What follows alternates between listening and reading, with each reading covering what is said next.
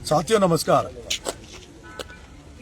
साथियों, पिछले दिनों जो खाद को लेकर बहुत ही बड़ी समस्या आड़ोती में थी और पूरे राजस्थान में खाद की समस्या देखी जा रही है।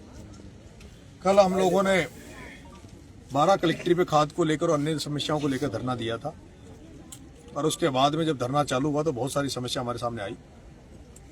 पहली बार ऐसा होगा जो ऐसा धरना था जो कल 6 बजे से लेकर अभी तक चला और जिसमें बहुत सारी बड़ी संख्या में लोग जो पीड़ित थे, परेशान थे, जिनकी समस्याएं थी वो लेकर हमारे बीच में आए और उनकी द्वारा सीधा प्रशासन से प्रत्येक एक व्यक्ति की जो समस्या लेके आए उनकी मुलाकात करवाई, उनकी बात कराई और प्रशासन ने हर फरियादी को, हर पीड़ित को सुना है और मदद करने का आश्वासन दिया है। खाद को लेकर भी प्रशासन ने कहा कि हमने ज्यादातर तो मंगा लिया है, पूरा आ गया है। 4000 टन अभी जो कुछ जो आना है पूरे सीजन का वो कमी है, उसको वो 3 से 4 दिन के अंदर अंदर इसी महीने में वो भी आ जाएगा। इसके अलावा पहली बार इस आड़ोती में इतनी मुखरता से उसमें फसल बीमा की बात हुई है। फसल बीमा और फसल मुआवजा दो तरह का है। फसल मुआवजा तो होता है जो सरकार कोई फसल खराब हो जाती तो देती, तो फसल मुआवजा तो अभी जारी हुआ था, किसानों के लिए सरकार ने किया था। और एक फसल बीमा होता है जो फसल बीमा जब हम केसीसी लेने जाते हैं तो फसल बीमा के नाम पर हमारी केसीसी में पैसा काटा जाता है ताकि हमें बाद में फसल चौपट होने के बाद क्लेम मिले। अभी एडीएम साहब से मिले थे तो बड़े लंबे चौड़े उस पर हर पॉइंट पे हमारी बात हुई, तो फसल बीमा पे भी हमारी बात हुई।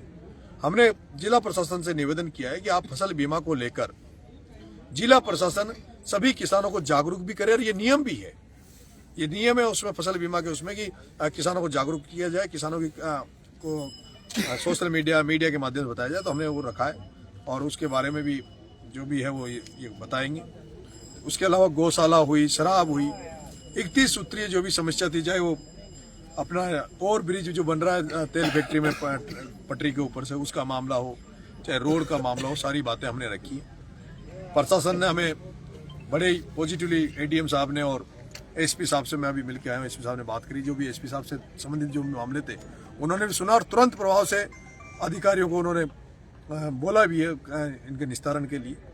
तो ऐसे में हम इस धरने को अभी स्थगित कर रहे हैं, ये कहते हुए स्थगित कर रहे हैं कि जो हमने 31 सूत्रीय मांगे जो जिला प्रशासन के सामने रखी थी उन पर वो काम करे, उनको हल करे और आने वाले समय में हम पूरी तैयारी के साथ फिर से, अगर ये मांगे पूरी नहीं होती, हमारी समस्याओं का सॉल्यूशन नहीं होता है तो हजारों किसानों को लेकर दोबारा से फिर अगली बार पड़ाव डालने के मकसद से हम आएंगे, जिसमें सारी व्यवस्थाओं के साथ हम हजारों किसानों को लेकर आएंगे। ऐसे में मैं और सारे साथी हम लोग इस धरने को यहीं ऑफ करते हैं और सभी से निवेदन, सभी को मैं धन्यवाद दूंगा।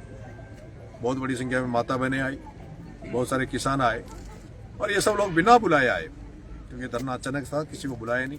तो जो सारे लोग जो बिना बुलाए इस धरने में शामिल हुए लोग आए, उनको बहुत बहुत धन्यवाद। राम राम साहब।